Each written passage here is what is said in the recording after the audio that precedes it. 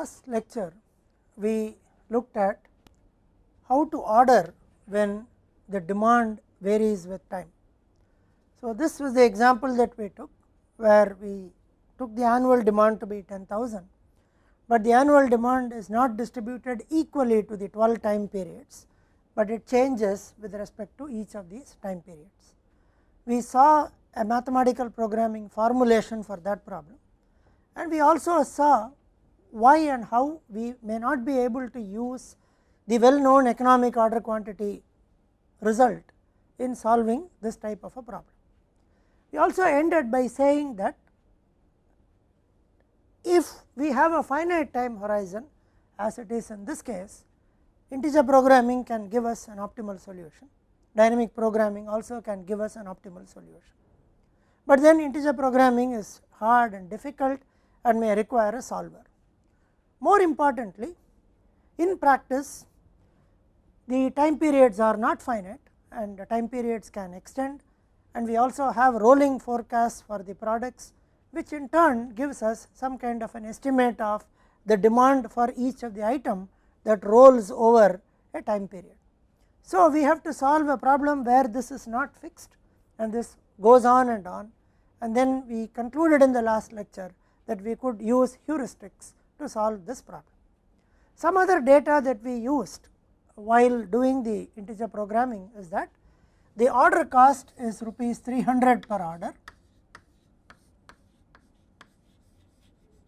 and the carrying cost C naught is 300 per order, and the carrying cost C c was rupees 4 per unit per year,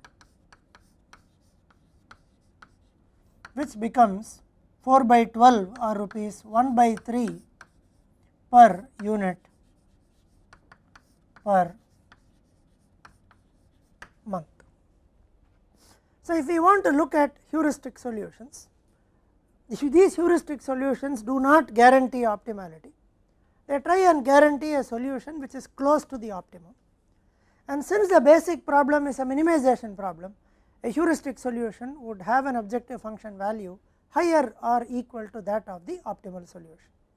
So, the easiest thing to do is if there are 12 periods, now only for the sake of illustration of the heuristic we will take the same example, so that we will be able to compare the final solution given by the heuristic as well as the optimum.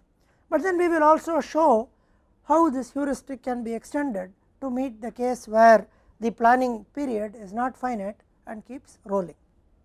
So, the easiest heuristic is, if we are looking at 12 months, the simplest thing to do is make an order every month. That is called lot for lot heuristic.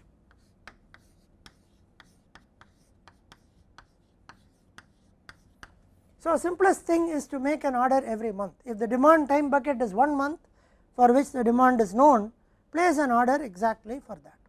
So, if we do that, we end up placing an order in each of these 12 months. So, total cost will be 12 times order cost, because there is an order every month, 12 into 300, plus we are also computing the average inventory that we have in each month. So, plus 1 by 3, which is the inventory holding cost. The average inventory for January will be 400 divided by 2, because we begin with 400 and end with 0. For February it is 600 divided by 2. So, average inventory for each month is demand by 2. So, total sum of the average inventories over the 12 months is the total demand being 10,000, the average inventory, sum of the average inventory will be 10,000 divided by 2, which is 5,000. So, 1 by 3 into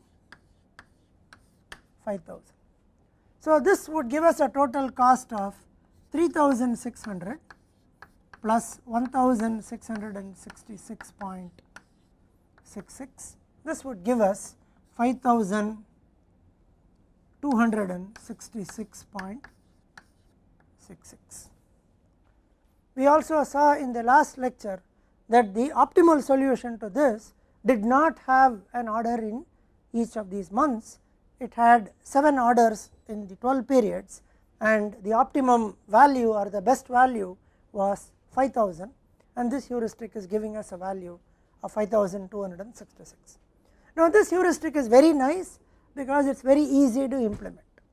Every month you look at the demand and you place an order to meet the demand of that month, but it could be slightly costly because you end up making more orders than the optimum. The optimum had 7, now you have 12. Now this heuristic can also handle time period if it rolls beyond that, because it is a very simple heuristic where every month you just place an order. Second heuristic that we will see is called part period balancing.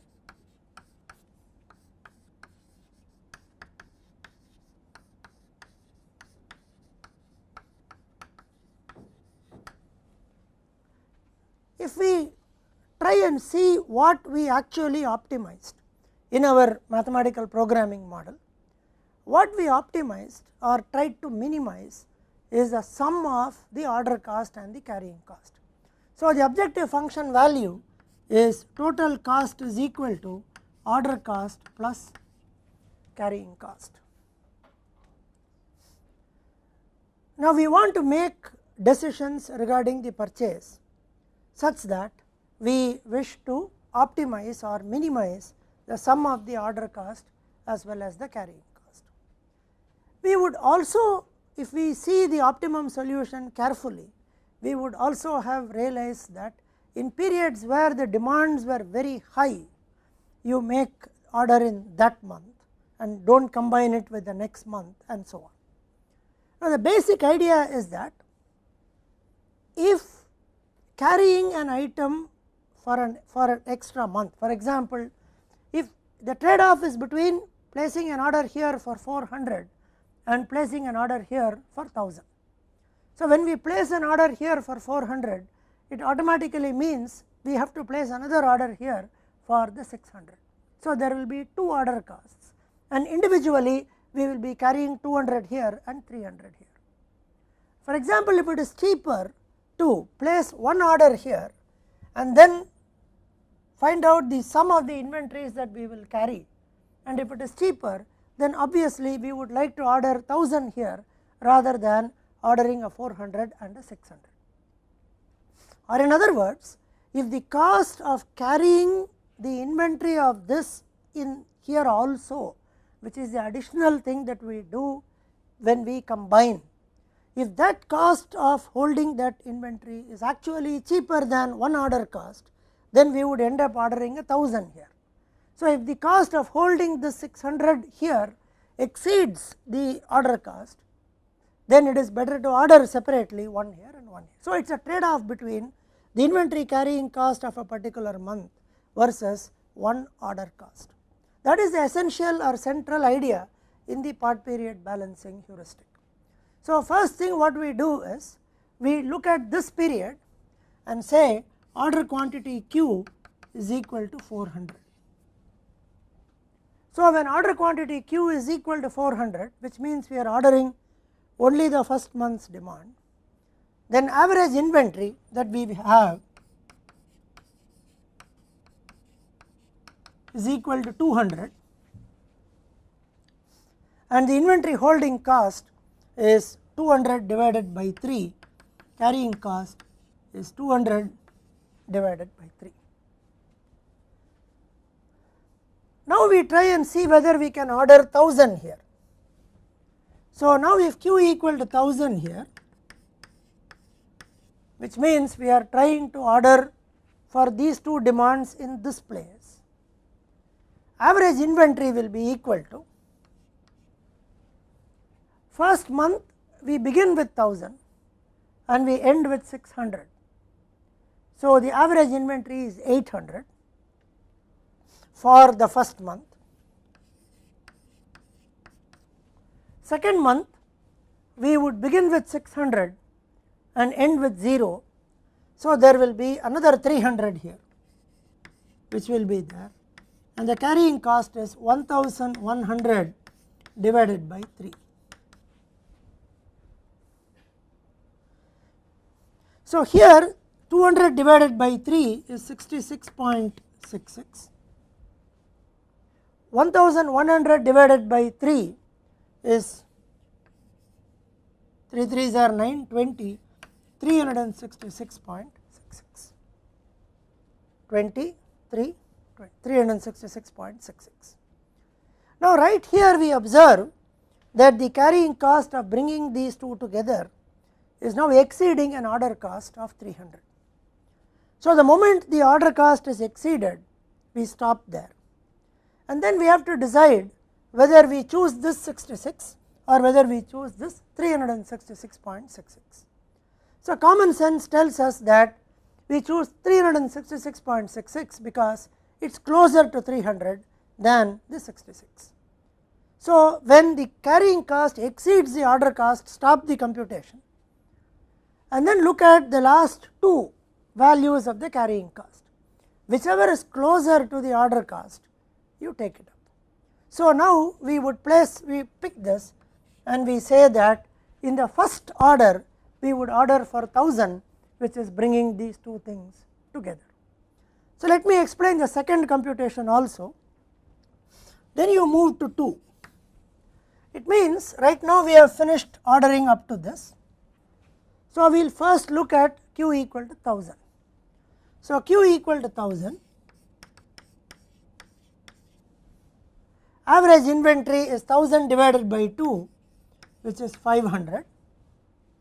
So, the carrying cost is 500 divided by 3, which is 166.66. Now, we consider 1000 plus another 800. So, we consider 1800 here. Now, the average inventory will be, first period here we begin with 1800, we end with 800. So, 1800 plus 800 divided by 2, which is 1300, which comes here. This is 1300 for the first period, and for the second period we start with 800 and we end with 0. So, plus another 400. So, this is 1700. So, 1700 divided by 3, 3 5s are 15, 566.66. Now, this 566.66 has exceeded the order cost of 300, therefore, we stop here and then we try and see which one is closer to 300. So, 166.66 is closer to 300, therefore, we place an order here, which means your second order is only for 1000. And now your problem starts from here, where you will first start looking at 800 and then you will look at Q equal to 2000 and so on. So, like that we can proceed till we finish orders for all the 12 periods, and if we do so, we would get a solution which is like this. So, we would get, when we complete this,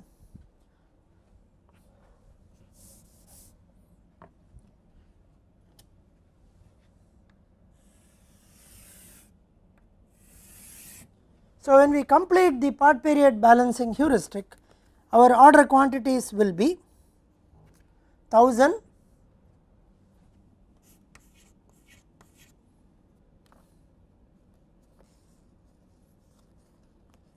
another 1000, 800, 1200, 900, 800, 1000, 1200, 1300 and 800. So, the part period balancing heuristic, two of the things that we saw order quantity of 1000 and another order quantity of 1000, which are shown here as 1000 and 1000. So, this would say or would ask us to order 1, 2, 3, 4, 5, 6, 7, 8, 10 times it would ask us to order in the 12 months. So, these two are coupled together for 1000.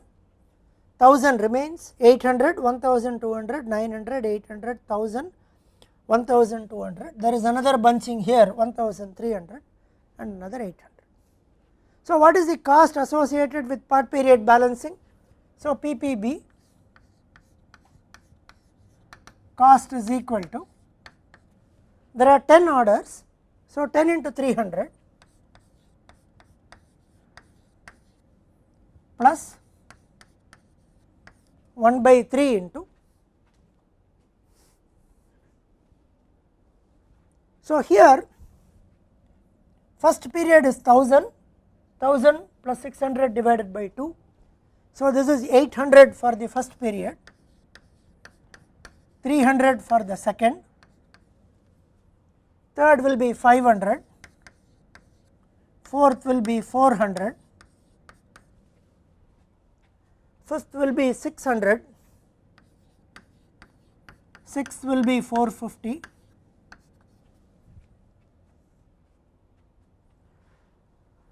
400, 500, 600,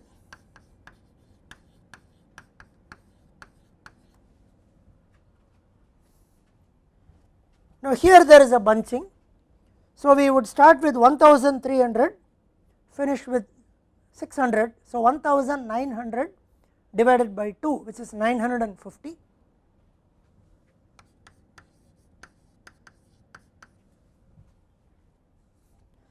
This will be 300, we begin with 600, end with 0, so average is 300, and here the average is 400. So plus 300 plus 400.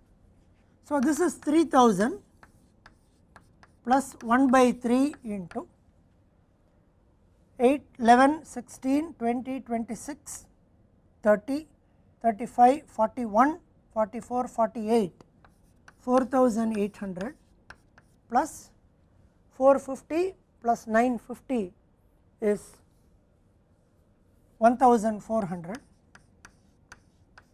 So this is 3000 plus 6200 divided by 3, this is 3000 plus 2s are 6, 0, 6 are 18, 66.66. So this is 5066.66. So you can see the difference. Now the optimum was 5000. Now part period balancing is giving a solution with 5066.66. Lot for lot was much more expensive. In some sense, lot for lot did not try to optimize anything. It just said do it as it is or take it as it comes. In some sense there is no optimization here, it is only an evaluative algorithm where if I make an order every period, what is going to be my cost. Now here there is a certain amount of optimization, because we found at least by bunching these two we are able to save one order cost, which means the cost of carrying this 600 along with this 400, that is far more important, for another period seemed to be lesser than one additional ordering cost. So there was a bunching here. Similarly, there was another bunching here. So PPB is able to give a better solution in this instance for compared to lot for lot, and we could generalize and say that part period balancing would anyway give a better solution than lot for lot, because it is trying to optimize something somewhere. Now the third one that we will see is the most popular heuristic. It is called silver meal heuristic.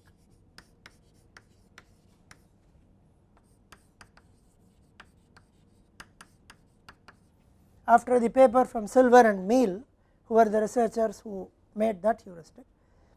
It is somewhat similar to part period balancing, but slightly different. We explain the difference using a certain computation. Now let us start with like we did in part period balancing. So we begin with Q equal to 400, Q equal to 400. Let us assume that we are, let me remove this and let me also remove this. So we start first with this. So we start with Q equal to 400. So when we place an order, we have to incur an order cost of 300. There is a carrying cost of, we begin with 400, we end with 0, so average inventory is 200. So 200 divided by 3, which is 66.66. So total cost is 266.66. and we keep it there. Then we consider combining these two together. So, Q equal to 1000. So, when we combine these two together, we still try and have 366.66. Sorry, we will make that change.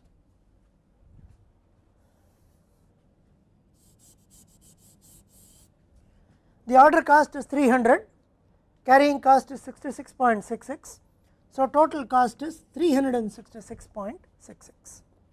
Now, when Q equal to 1000, we still try and order 1000 in a single order. So, order cost is 300, carrying cost we have already computed, we have just kept it here, carrying cost is 366.66. So, this is 366.66, total cost is 666.66. Now, it is not fair to compare this 366.66 with 666.66 because this 366.66 is the cost for the 400, while 666.66 is the cost for 1000, but essentially it is a cost to meet the demand for 2 periods. So, what we do is we try and compare what is called a per period average cost. So, we now write another one called per period will be equal to, this is 366.66, this is 666.66 divided by 2, which will give us 333.33. So, now we realize that the per period cost is coming down. So, we try and see if we can optimize further on the per period cost. So, we look at the third possibility, which is to try and order 400 plus 600 plus 1000. So, try and order 2000, 2000. So, order cost is again 300, carrying cost we first have to find out the average inventory. So, to find the average inventory, first month we start with 2000 and we end with 1600. So, 2000 plus 1600 divided by 2 is 1800. So, this is 1 by 3 into 1800 for the first month. Second month we begin with 1600 and end with 1000. So, 2600 divided by 2 is 1300.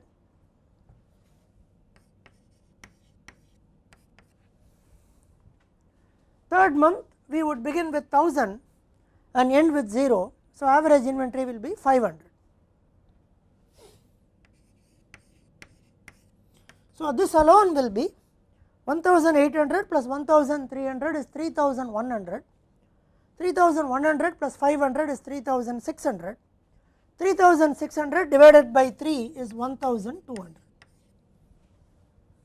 So, total cost will be 1200 plus another 300, which is 1500, and the per period will be 1500 divided by 3 periods, which would give us 500. So, now we realize that the per period cost was 366.66 when we considered 1 period, 333.33 when we considered 2 periods, and 500 for 3 periods. So, it started, it went down and it came up. Therefore, this is the place where it is giving us a local benefit, the best out of the 3. Some kind of a local optimum is happening here. So, the decision is to try and order for 1 and 2 together, combine these two together. Now, we have to repeat what we did. The reason I said it is similar to part period balancing, but different is that both of them essentially try to trade off between the order cost and the carrying cost. Part period balancing explicitly tries to see if the additional carrying cost exceeds the order cost. Silver meal tries to do the combined cost for multiple periods, averages it and see that period for which the average is showing a local minimum or the average is optimized. Now, we have to continue like what we did here, starting from this. So, we will start with q equal to 1000, q equal to 1800 and so on till we find yet another local optimum and then we proceed. Now, if we do the silver meal heuristic, continue to do it for all the 12 periods, the solution that we will have is, so let me write down the solution for the silver meal. So, the solution for the silver meal will be 1000, 1800, 2100, 800, 1000, 1900 and 1400. Let us go back and make this comparison once again. So, if we do silver meal, let me use a different color. So, when we use silver meal, we order these two together, then comes 1800, we end up ordering these two together, whereas in part period balancing they came as two different orders. Then we do 2100, we end up ordering these two together, then we have an 800 which is here, then we have 1000 which is here,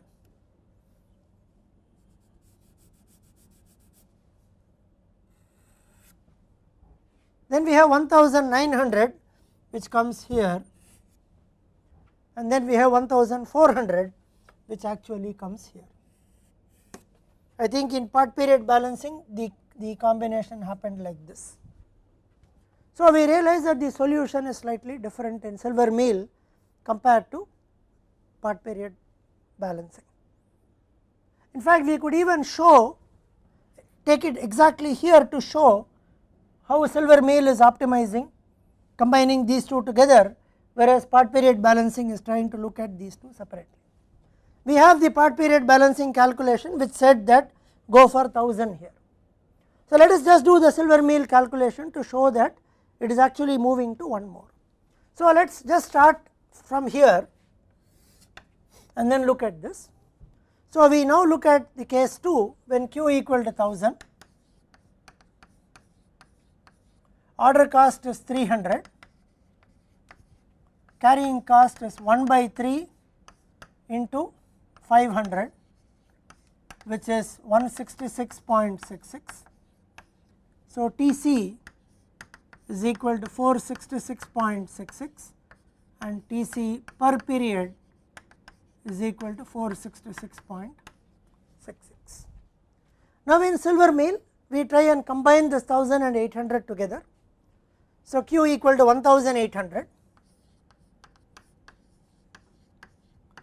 order cost is 300, carrying cost is 1 by 3 into 1800 plus 800 divided by 2 which is 1300 plus 400. So, 1700. So, 1 by 3 into 1700 which is 5100 divided by 3. So, 5100 divided by 3 is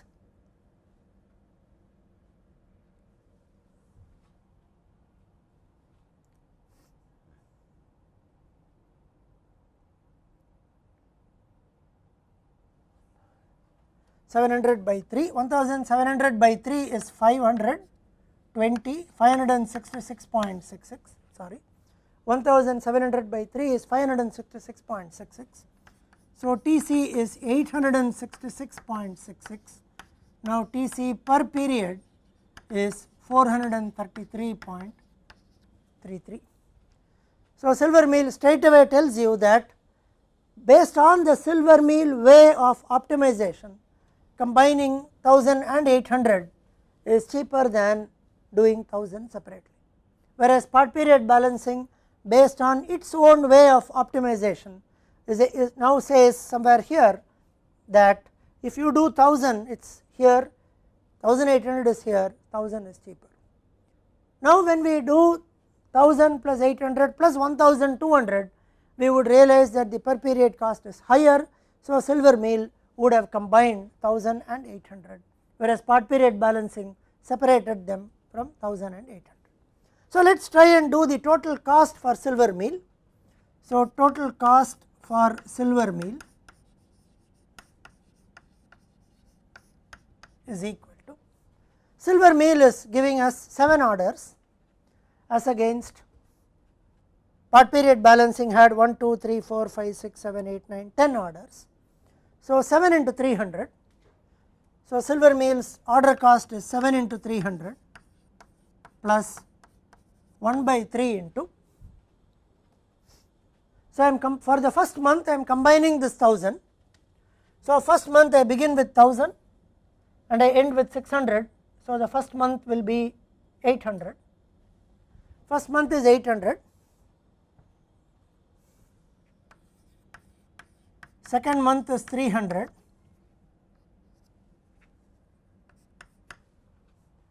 Now third and fourth I am combining. So 1800 plus 800 divided by 2 is 1300 plus another 400. So 1300 plus 400. Similarly 5 and 6 I am combining. So 1002 I begin here with 2100 and I end with 900. 3000 divided by 2 is 1500. 1500 plus 450 is 1950. So 1500 plus 450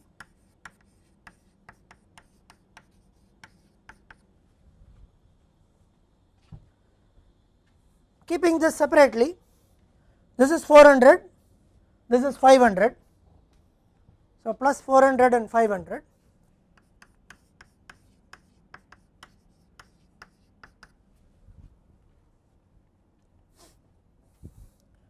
Combining these two, so 1900 I begin with plus 700 is 2600.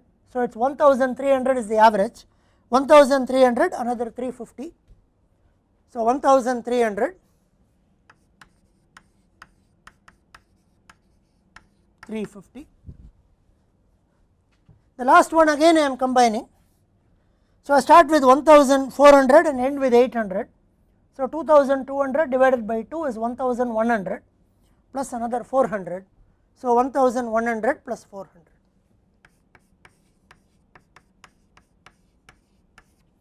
So this is 2100 plus 1 by 3 into 8 plus 3 11, 24, 28, 43, 47, 52, 65, 76 plus 4 80, 8000 plus 450 plus 350 which is another 800.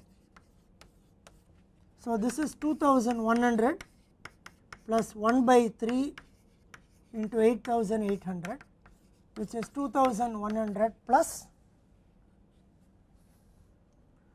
2933.33 which would give us 5033.33.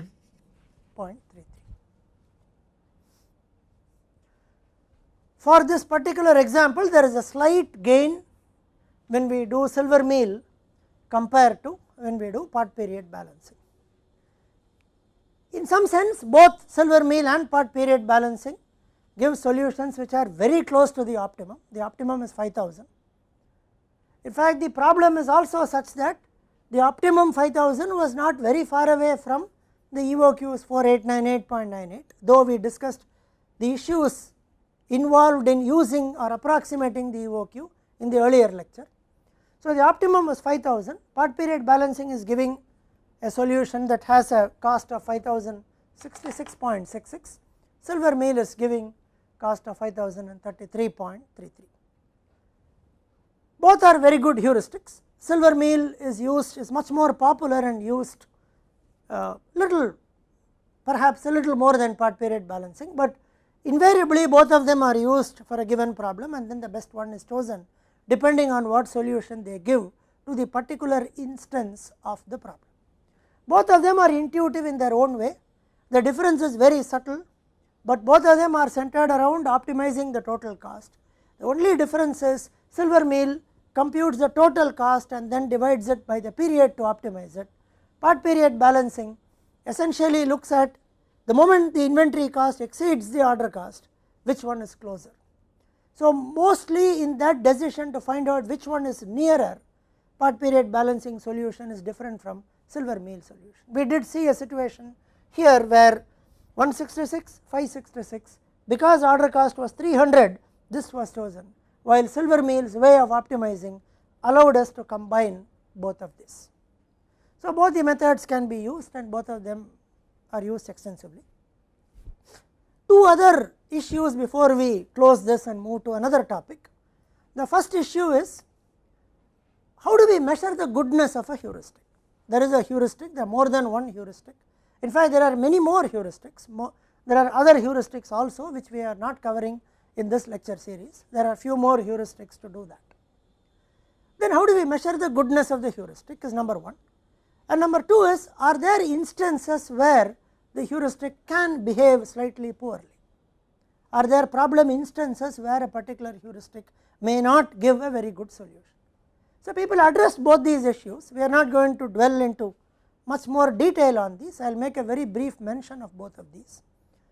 Now, in some sense it is also, in fact, the heuristic is complete when we are able to say what is called, or able to define what is called the worst case performance of the heuristic. Now, if L naught or the C naught, in some sense let us call it L naught as the optimum or O as the optimum, O in this case is 5000, H is the heuristic solution, in part period balancing it is 5066.66. Now, based on this numerical example, one would say that H divided by O, which is heuristic divided by the optimum, would be of the order of 1.000 something, because you are dividing 5066 divided by 5000, whereas the same as 5033 divided by 5000 will be little smaller for the Silvermeal. So, H by O, the smaller H by O is, the better the heuristic is. One is to try and look at numerical simulations like this, take examples and show, find out average H by O and so on.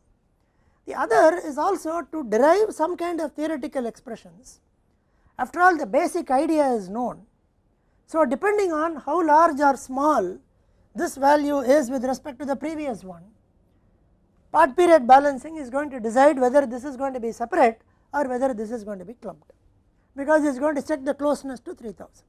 So, it is possible to do what is called a worst case analysis and show that, for example, whatever be the problem, whatever be the number of time periods, part period balancing will be within 1 plus x of the optimum, or Silvermeal will be 1 plus x of the optimum. Actually, between the two, researchers have found that part period balancing is a little better amenable to that kind of an analysis. So, there are some results which talk about the goodness of the part period balancing. Now, there is another question that can also come is, how do these heuristics behave if, for example, there are lots of peaks and valleys in this data? We did briefly mention it in the earlier lecture, the impact of the peak. We did give an example where if the first month's demand itself is 2000 out of the 10,000, then rounding off economic order quantity is not going to help us. The other issue is, if there are time periods where the demand is 0 for certain items, how does Silvermeal behave? How would part period balancing behave? Would something behave better than the other consistently if there are 0 demands in certain periods? So, some of these questions have also been addressed in the literature, and there are some problem instances where Silvermeal does not behave extremely well when there are too many zeros coming in the middle, and particularly if those zeros are consecutive and so on. But leaving out all those exceptional situations, both are very effective heuristics to solve this problem. And both these heuristics are not bound by the number of periods. By the very definition, the very nature, the way the heuristics run, they are not bound by a finite number of periods. For example, if we are right here, Let us assume we are addressing a practical problem and we are right here after 10 months, but by that time we would have forecast for the next 6 or 7 months.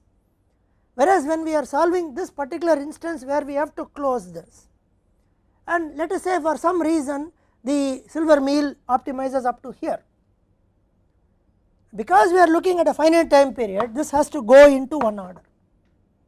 But then if you have a rolling time period, by the time you come here you would have another 4 or 5 pieces of data for the next few months, and then you can continue to apply part period balancing or silver meal, and you will not be bound by having one order exclusively for this. You may be able to combine this and the next one and so on. So in fact, in the situation where the demands are rolling and you do not have a finite time period, in fact these work much better than integer programming from a practicability point of view, because integer programming is going to bind you to a finite number of time periods. So these heuristics are used extensively to solve. So let us try and introduce one more problem in this lecture, and then let us see how we are able to handle this. Now let us revisit the economic lot scheduling problem. So let me write the economic lot scheduling problem again.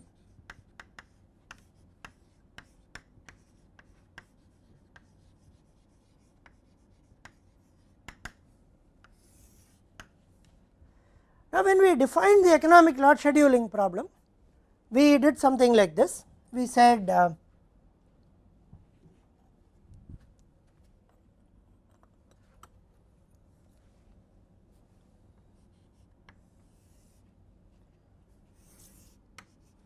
we looked at a particular machine or a facility that is making multiple products.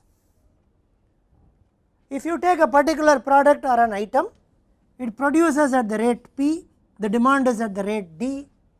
So what you normally do is you produce for a certain period, consume while you produce, so inventory is built up at the rate of P minus D, and then with the built up inventory you consume it for a certain number of period and the cycle begins again. So let us say that if we are going to do this, we consume here and let us say the cycle begins again. We also said that in between this period, when we do not produce this item, say we may produce another item, which we are going to show by the yellow color, which is item number 2. And we also said that there has to be a certain changeover time between the end of this and the beginning of this. So let us say we have a small changeover time here, and then the yellow begins. Let us assume the yellow is produced up to this period, and then inventory is built up. Now let us say the yellow is also consumed up to a certain time period, and then in the remaining period we could again set it up for another product, which is say the blue color product, and then the blue color is produced say up to this,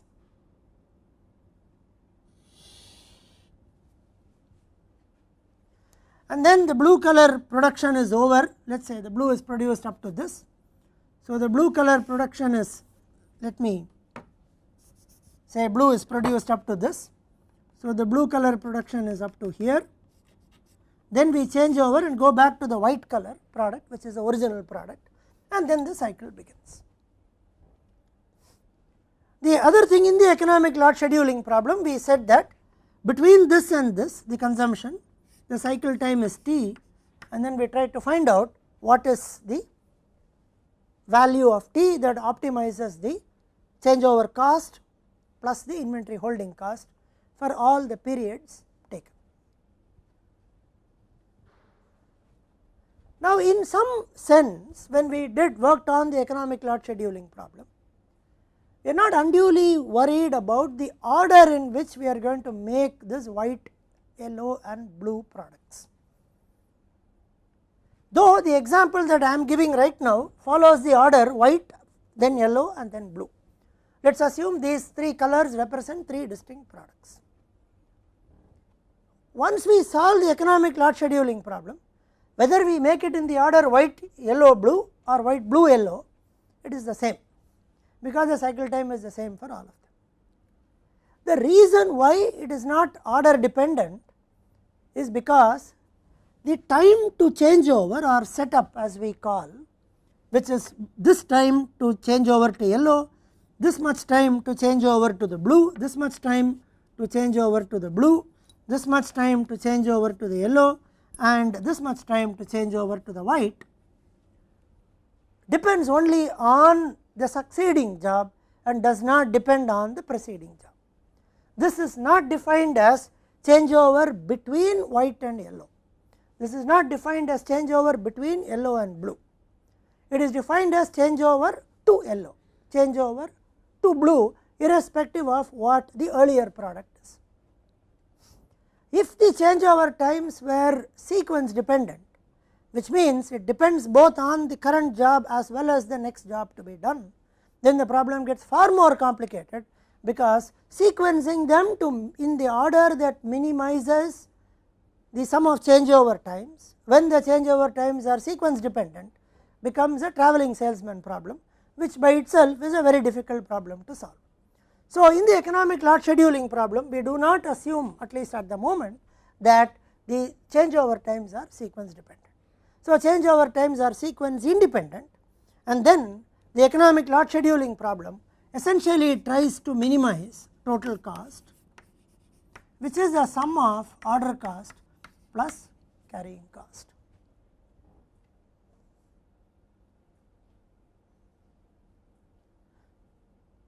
Now, let us look at a certain variation of this problem, where we are going to make some more simplistic assumptions, and then we are going to solve another type of a problem here.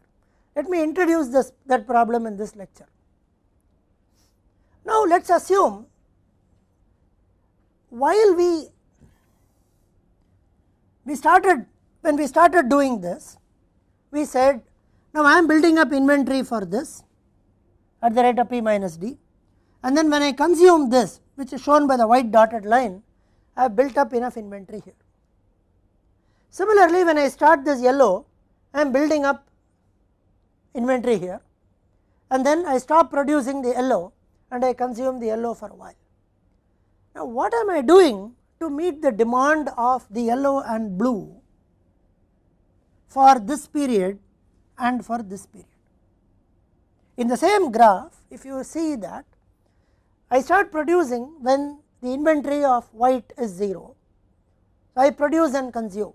So, white is completely taken care of. If my entire planning for yellow is going to start only here or here, I set it up and then I produce, then this part is okay, because to meet this demand of the yellow product during this period, I have built up this inventory. Now, what have I done to meet the demand during this period? What have I done to meet the demand during this period? So, if we start the problem here at some time equal to 0, we definitely need some inventory of yellow and blue on hand, so that by the time we stop producing this, or by the time we start producing this yellow, that inventory should be enough to meet the demand of that period. Similarly, that inventory of blue should be enough to meet the demand of that period. So, the problem will be redefined as, I have certain initial inventory of all the items, maybe the white, the yellow and the blue, I have inventory of all the items. So, when I have some inventory of all the items, now let us assume that we are going to make certain number of items.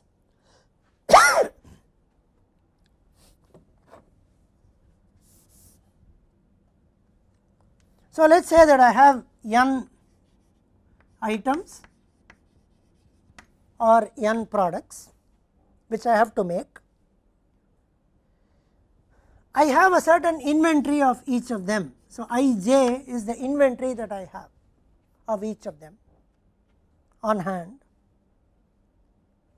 Dj is the demand for item j that I have. Pj is the rate at which I can produce the item.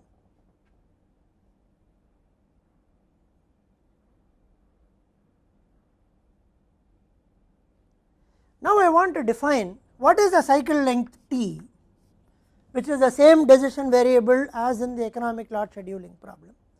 What is the cycle length T such that I minimize a total cost. This is cycle length such that I minimize a total cost.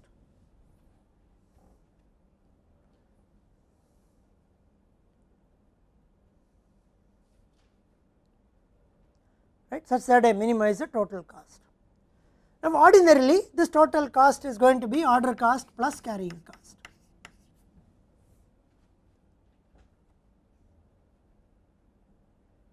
Now, this problem in some sense will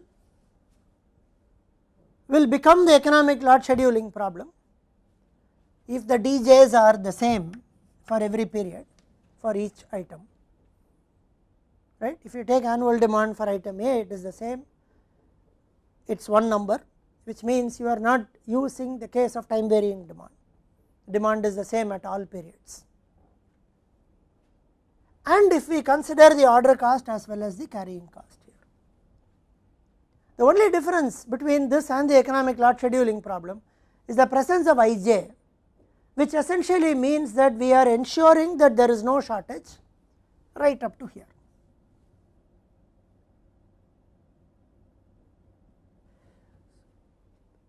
One way of looking at the economic lot scheduling problem is we are looking at it at some kind of real time which can start from any point, and there is sufficient inventory to meet this, the point that I raised right now, to meet the demand of yellow for this period and the demand of blue for this period. The modification here is if I have a certain amount of inventory, my initial inventory is also going to help me in some way to stretch the T, the cycle. It will help me in defining the cycle, and then in some sense I would like to have longer cycles. So, I would like to have longer cycles. When we have longer cycles, obviously the order cost is going to come down and the carrying cost is going to go up. So, from a purely inventory point of view or just in time manufacturing point of view, we would like to have small lot production, which simply means that we do not want longer T. But then let us try and look at this problem at least to begin with, that how long can we make our cycle. Then we start defining how we play around to make that cycle as small as it can be. So, let us first define the problem to try and have longer cycles, so that the shortages are not there, as well as the order cost or setup cost component, because it is manufacturing, it is not order cost, it will be setup cost. So, this will be setup cost, though we have used the same C naught as the notation. So, the problem will now boil down to trying to maximize the cycle length, not to try and maximize the total cost. We will also show how the moment we assume that we want to maximize the cycle length, this objective automatically moves to maximizing the cycle length. For a given amount of inventory, what is the maximum cycle length that I can achieve? And then we modify the problem by saying if I play around with this inventory, can I maximize my cycle time further? And third is, if the demand is time varying, how do we bring that, modify that into this problem? So, these problems are called disaggregation problems, and these problems we will try and address them in the next lecture.